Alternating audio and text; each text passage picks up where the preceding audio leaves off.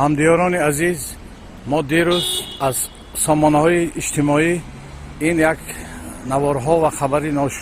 нохушеро ки дар як гӯшаи тоҷикистони азизи мо яъне рӯй додааст шунида бисёр ғамнок шудем ва аз номи бахши фарҳанги ноҳияи рӯдакӣ шуморо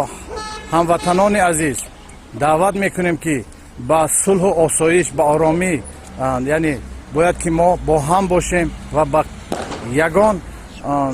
гурӯҳҳои ифротгаро ва ягон ҷинояткоре шуда ин ватани азизи маҳбубро ки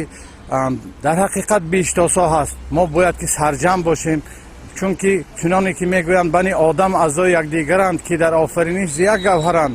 чу узве ба дард оварад рӯзгор, дигар узвҳоро намонад қарор. мо ҳам бо шумо ҳастем, шумо бо мо ҳастем. Мо бояд